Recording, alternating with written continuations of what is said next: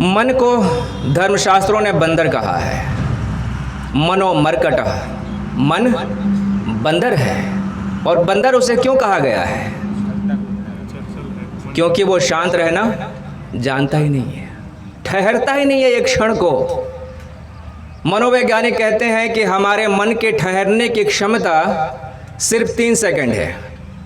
आप कभी कोशिश करके देखिएगा, आपके घर में अगर दीवार घड़ी लगी हो और उसमें जो सेकंड वाली सुई है, उस सुई के ऊपर ध्यान लगाने की कोशिश कीजिएगा कि जैसे जैसे सुई टिक टिक टिक टिक कर रही है, मैं सिर्फ सुई के ऊपर ध्यान दूंगा और ध्यान को भटकने नहीं दूंगा। आप पाएंगे कि 3 से 4 सेकंड में आपका मन कहीं और चला जाता है, इतना चंचल है। तो मन के इस चंचलता का कोई नुकसान भी है? हमें नुकसान ही नुकसान है। असल में जो कुछ भी संसार में आप करते हैं वो कैसे करते हैं? मन के द्वारा करते हैं। मन ही हमारे भीतर सृजन का माध्यम है। संसार में जो कुछ भी बना है, आदमी ने जो कुछ भी बनाया है, सब कुछ मन से ही तो बनाया है। और मन इतना चंचल है, चंचल मन जब तक एकाग्र नहीं होगा, शांत नहीं होगा, तब तक वो ठीक ठीक चिंतन नहीं कर पाएगा। जब तक वो ठीक चिंतन नहीं कर पाएगा, तब तक कुछ सार्थक वो सृजन नहीं कर पाएगा। चाहे कविता लिखनी हो, गीत लिखनी हो, कोई आविष्कार करना हो, कहानी लिखना हो, या समाज को दिशा देनी हो, एक संयमित मन, एक शांत मन ही एक सृजनात्मक मन होता है। मन के बारे में एक बहुत महत्वपूर्ण तथ्य मैं आपको बताने जा रहा हूँ। जितना भी हम भोजन खाते हैं, उस भोजन से जो भी शक्ति पैदा होती है, ऊर्जा बनती है, उस शक्ति का 80% सिर्फ हमारा मस्तिष्क खर्च करता है। समझ पा रहे हैं? शरीर में जो भी शक्ति बनती है भोजन खाने से, उस शक्ति का 80% हमारा ब्रेन खर्च करता है। क्योंकि ब्रेन बहुत महत्वपूर्ण है। शरीर की सारी गतिविधियों को ब्रेन ही कंट्रोल कर रहा है, मस्तिष्क ही नियंत्रित कर रहा है। और इस ब्रेन में जो भी शक्ति खर्च होती है, उस शक्ति का 95% सिर्फ मन के चलते हुए विचारों के ऊपर खर्च हो जाता है। दिमाग में जो भी शक्ति जा रही है, उस शक्ति का 95% सिर्फ हमारे विचारों में खर्च हो जाता है। वो विचार जो निरंतर चल रहे हैं, कुछ ना कुछ तो हमेशा चल रहा है ना जी। जैसे मान लीजिए आपने घर में टीवी चला के छोड़ दिया, अब आप देखें चाहे मत देखें, बिजली बिल तो बढ़ रहा है ना, बिजली खर्च हो रही है। अगर टीवी चल रहा है तो बिजली खर्च हो रही है। ऐसी स्थिति हमारे मन की है। निरंतर इसमें विचार चल रहे होते हैं और चलते हुए विचारों के कारण शक्ति खर्च हो रही होती है। तो इस तरह से मनोवैज्ञानिकों का कहना है कि हमारे शरीर में जो कुछ भी शक्ति बनती है, उसका 95% व्यर्थ जाता है। क्योंकि जो कुछ भी विचार हमारे मन में चल रहे होते हैं, उसमें से 95% विचार व्यर्थ के होते हैं। 24 घंटे के भीतर एक आदमी के मन में करीब करीब 70 से 75 हजार थॉट्स आते हैं। 70 से 75 हजार विचार हमारे मन में आते हैं 24 घंटे में। और उसमें से हम कितना उपयोग करते हैं? सिर्फ 5%। जैसे पूरे दिन में जो भी आपको काम करना है, तो आप कुछ सोच के ही तो करेंगे। काम करने के लिए कुछ सोचना पड़ता है। तो जो कुछ भी आप सोच रहे हैं वो एक सार्थक विचार है। लेकिन उसके अलावा भी तो सैकड़ों चीजें चलती रहती हैं। 10 साल पहले क्या हुआ था, 20 साल पहले क्या हुआ था, किसी ने मुझे कैसे भला बुरा कह दिया था, भविष्य में मुझे क्या करना है। मन तरह तरह की कल्पनाएं करता रहता है, अतीत की स्मृतियों को दोहराता रहता है। तो ये जो विचार चलते रहते हैं, इनको हम अनावश्यक विचार कहते हैं। और इन अनावश्यक विचारों के कारण हमारे शरीर की, हमारे मन की, हमारे मस्तिष्क की 95% शक्ति व्यर्थ चली जाती है। उस शक्ति का कोई उपयोग नहीं हुआ। अब आप मुझे बताइए कि ये जो 95% शक्ति व्यर्थ चली गई, उसको अगर हमने बचा लिया होता तो क्या होता? जरूर कुछ महत्वपूर्ण हो सकता था अगर वो शक्ति बचाई जा सकती तो, है ना। और उस शक्ति को बचा लेने की ही सारी प्रक्रिया जो है वो ध्यान है। ध्यान क्या है? हमारे मस्तिष्क की जो भी शक्ति व्यर्थ हो रही है, नष्ट हो रही है अनावश्यक विचारों में, अनावश्यक कल्पनाओं में, उसको रोक लेना, उस शक्ति को व्यय होने से रोक लेना। जब मस्तिष्क की शक्ति व्यय नहीं होगी तो मस्तिष्क मजबूत होगा, मस्तिष्क मजबूत होगा तो कुछ अभूतपूर्व सृजन कर पाएगा। दुनिया में जितने भी महान लोग हुए हैं, जिन्हें आप महान कहते हैं, जिन्होंने संसार को कुछ सार्थक दिया है, वो चाहे महात्मा बुद्ध हो, चाहे विवेकानंद हो, नानक हो या आइंस्टीन हो, न्यूटन हो, सबके भीतर एक ही खूबी थी कि वो अपने मस्तिष्क की बिखरती हुई शक्ति को रोकने में सक्षम थे। न्यूटन जब किसी चीज़ पे ध्यान लगाते थे तो इस तरह से ध्यान देते थे कि उनका ध्यान उस चीज़ से हटके कहीं और जा ही नहीं सकता था। वरना दुनिया में उनसे पहले भी हजारों लोगों ने, लाखों लोगों ने सेब को गिरते हुए देखा था। किसी को यह ध्यान क्यों नहीं आया कि सेब नीचे ही क्यों गिर रहा है? नहीं ध्यान आया क्योंकि शक्ति बिखर रही है। आप कभी अतीत में हैं, कभी भविष्य में हैं। आप वर्तमान में ठहर के ध्यान देने में सक्षम है नहीं। आपके आसपास सैकड़ों चीजें हो रही हैं, आपके भीतर सैकड़ों चीजें हो रही हैं, लेकिन आप ध्यान देने में सक्षम नहीं हैं। जब आप ध्यान देने में सक्षम नहीं होंगे तो ब्रह्मांड आपको क्या सिखाना चाह रहा है ये आप समझ ही नहीं पाएंगे। ध्यान देने के लिए जरूरी है कि भटकता हुआ मन शांत हो, और भटकता हुआ मन शांत कैसे होगा? ध्यान के माध्यम से। तो अभी तक की बातचीत से आपने क्या समझा कि ध्यान क्या है? हमारे भटकते हुए मन को ठहराना है, स्थिर करना है। और ये क्यों जरूरी है? क्योंकि भटकता हुआ मन हमारे भीतर की शक्ति को, ऊर्जा को व्यर्थ गंवा देता है ना। आज पूरी दुनिया में ध्यान को लेकर एक क्रांति है। मैं आपको बताऊं कि अमेरिका में 10 साल से लेके 20 साल के जो बच्चे हैं उनमें ध्यान सीखने को लेके एक बड़ी प्रबल इच्छा है। बड़ी तेजी से वो सारे बच्चे ध्यान की तरफ मुड़ रहे हैं, वो ध्यान सीख रहे हैं। लेकिन हमारे यहाँ के बच्चे क्या कर रहे हैं? अभी जो बच्चे हैं हमारे टीनेजर्स, वो क्या कर रहे हैं? ड्रीम 11 पे सट्टा लगा रहे हैं, है ना। अजीब बात है। ध्यान भारत की देन है।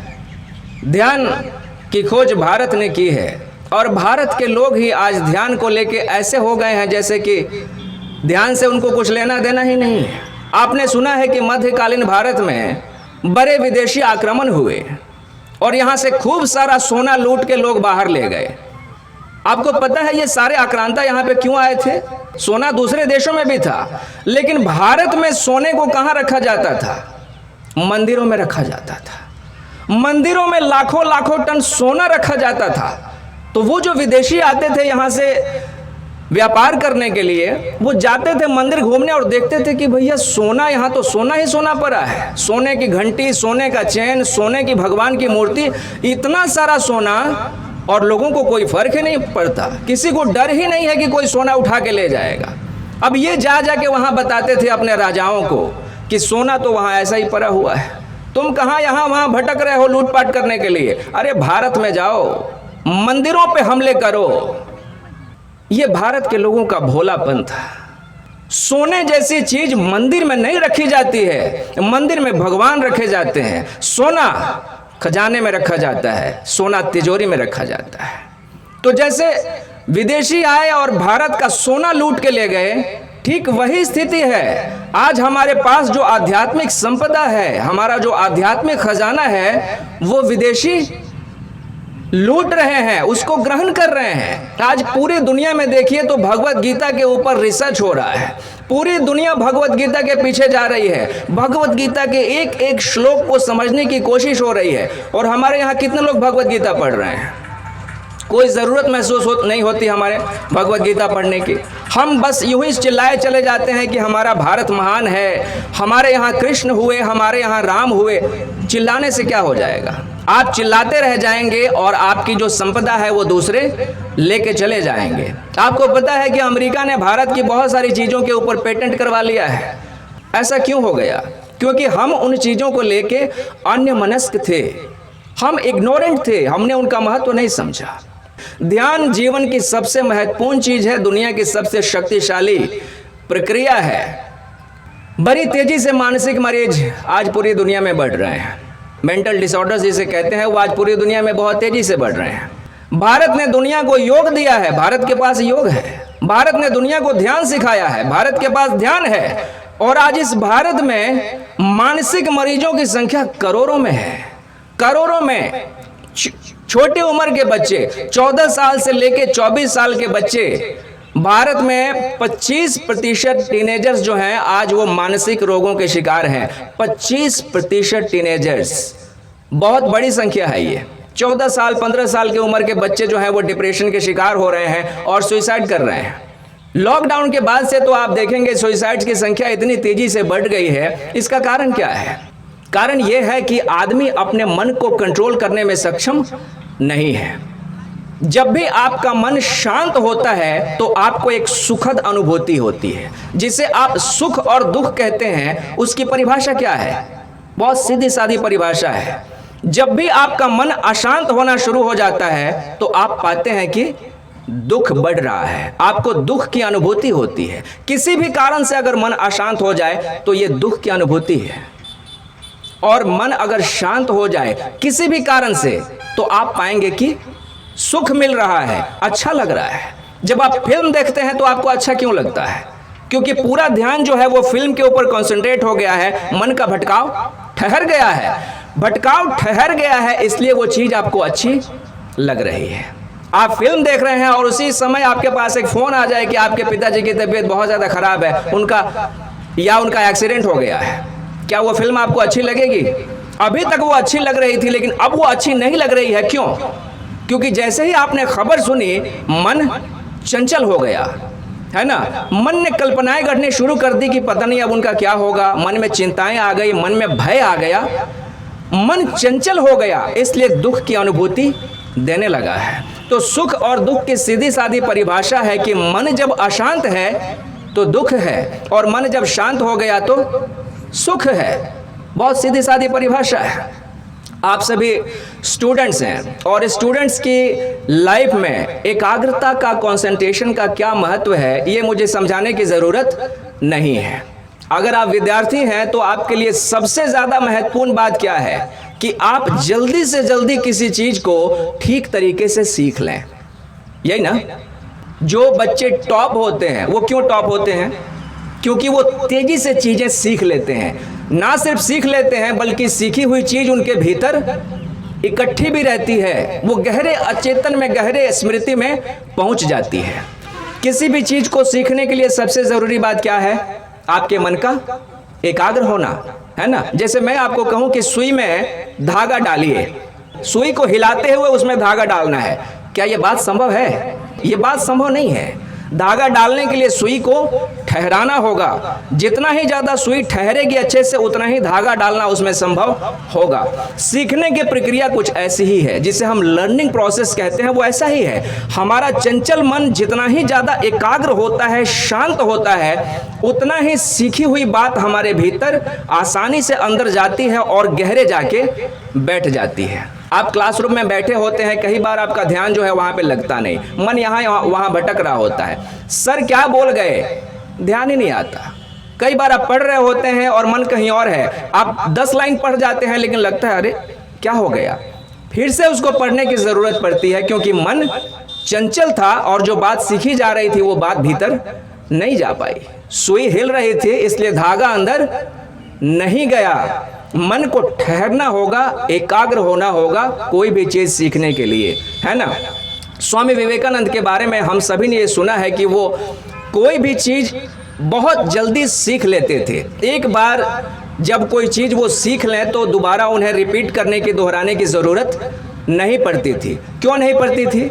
क्योंकि उनकी एकाग्रता बहुत ज़्यादा गहन थी। बहुत छोटी उम्र से वो ध्यान का अभ्यास कर रहे थे। करीब 10 साल की उम्र से एकांत में बैठ के, अकेले में बैठ के वो ध्यान का अभ्यास करते थे। रविन्द्रनाथ टैगोर जब बच्चे थे तो उन्होंने लिखा है अपनी आत्मकथा में कि जब मैं छोटा बच्चा था, 5 साल का, 7 साल का, मैं अपने छत पे जाया करता था सुबह खेलने के लिए, तो वहाँ देखता था कि मेरे दादाजी पूरब की तरफ मुख किए हुए बैठे थे, आंख बंद करके। मैं नहीं समझ पाता था कि दादाजी क्या कर रहे हैं, लेकिन दादाजी की देखा देखी मैं भी अकेले में जाके छत में बैठता था। तो जब अकेले में इस तरह से मैं बैठता था आंख बंद करके, तो मुझे बहुत अच्छा लगता था। और इस तरह से रविन्द्रनाथ टैगोर ने अपने दादाजी की देखा देखी ध्यान करना सीख लिया। है ना। ध्यानी हुए इसलिए भारत को और दुनिया को गीतांजलि दे के गए, इतना बड़ा महाकाव्य दे के गए। बुद्ध ध्यानी हुए इसलिए दुनिया को धम्मपद दे के गए। दुनिया में जितने भी लोग हुए हैं जिन्होंने बड़े बड़े आविष्कार किए हैं किसी भी क्षेत्र में, वो ध्यानी थे। चाहे वो आइंस्टीन हो, चाहे स्टीफन हॉकिंस हो। ध्यानी होने का मतलब मन को ठहरा लेने की क्षमता। मेरा मन मेरा है तो उसे मेरी मर्जी से चलना चाहिए ना। मेरा मन अगर अपनी ही मर्जी से भागा जा रहा है तो इसको हम क्या कहेंगे? मन आउट ऑफ कंट्रोल हो गया है ना। आउट ऑफ कंट्रोल जो मन हो जाता है, ऐसे व्यक्ति को हम क्या कहते हैं समाज में? किसी व्यक्ति का मन जो है वो कंट्रोल में नहीं है, आउट ऑफ कंट्रोल गया तो क्या कहते हैं? मेंटल हो गए वो, है ना। तो बुद्ध में और बुद्धू में बहुत सीधा साधा फर्क है। वो आदमी जिसका मन निरंतर भागता रहता है, वो आदमी जो अपने मन को ठहराने में सक्षम नहीं है, उसे हम बुद्धू कहते हैं। वो जो भी करेगा गड़बड़ कर देगा। और हम बुद्ध किसे कहते हैं? वो मनुष्य जो अपने मन को पूरी तरह से ठहराने में सक्षम हो गया है। उसका मन अब उसकी मर्जी के बिना हिल नहीं सकता। ऐसे मनुष्य को हम बुद्ध कहते हैं। ऐसे मनुष्य को हम एनलाइटेंड बीइंग कहते हैं। ठीक है, तो बहुत सीधी सादी बात है। ध्यान हमारे जीवन की सबसे बड़ी ज़रूरत है, क्योंकि आज से करीब 50 साल 100 साल पहले आदमी की जो जीवन शैली थी ना, वो श्रम पे आधारित थी, मेहनत पे आधारित थी। शरीर से ही सब कुछ किया जाता था। लेकिन आज जिस युग में आप जी रहे हैं वो श्रम का युग नहीं है। आप शरीर से श्रम नहीं करते, आप सब कुछ मन से करते हैं, मस्तिष्क से करते हैं।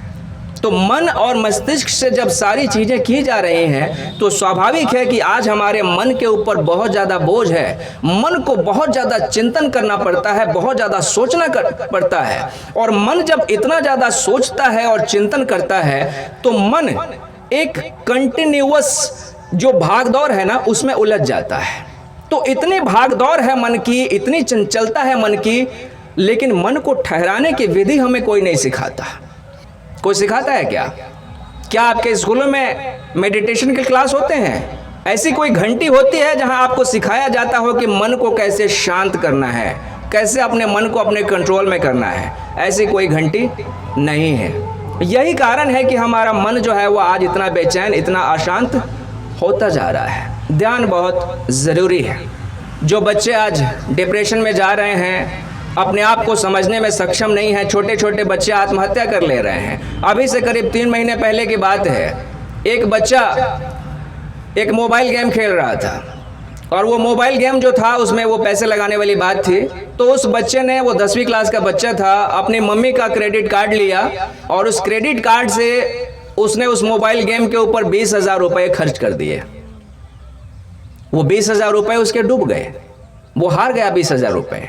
10 साल के बच्चे को इतनी तकलीफ हुई, मन में उसे इतना बुरा लगा कि उसने एक नोट लिखा अपनी मम्मी के नाम की, मम्मी मैं बहुत शर्मिंदा हूँ, मैंने आपके 20,000 रुपये बर्बाद कर दिए, मुझे माफ़ कर देना, मैं आत्महत्या करने जा रहा हूँ। और पंखे से लटक गया वो बच्चा, अपने आप को ख़त्म कर लिया। पहली तो बात ये कि बच्चा मोबाइल गेम में क्यों उलझा। मोबाइल गेम में कुछ तो बात है जो बच्चे को खींच रहा है, क्रिकेट में कुछ तो बात है जो बच्चे को खींच ले रहा है। कौन सी वो चीज़ है जो आदमी के मन को खींच लेती है? कौन सी वो चीज़ है जो आदमी के मन को लत लगा देती है? आप सभी स्मार्टफोन चलाते हैं, शॉर्ट्स देखते हैं ना, रील देखते हैं कि नहीं?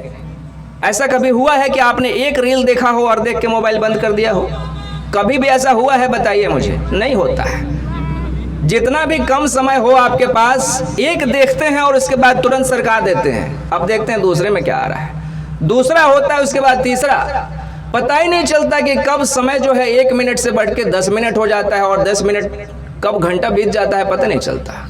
पूरी दुनिया में रील्स जो हैं, शॉर्ट्स जो हैं, वो एक एडिक्शन की तरह, लत की तरह आदमी के मन को पकड़ते जा रहे हैं। ये लत क्या होती है? कैसे इस लत से बाहर निकला जाए, कैसे अपने मन को अपने कंट्रोल में किया जाए, यही सारी चीज़ें आपको ध्यान के माध्यम से, ध्यान शिविर के माध्यम से समझाने की कोशिश की जाती है। तो चलिए हम कोशिश कर रहे हैं कि ध्यान शिविर जल्दी से जल्दी आयोजित हो और आप सभी इसमें हिस्सा लें, ध्यान सीखें और अपने मन पे काबू करने की कोशिश करें।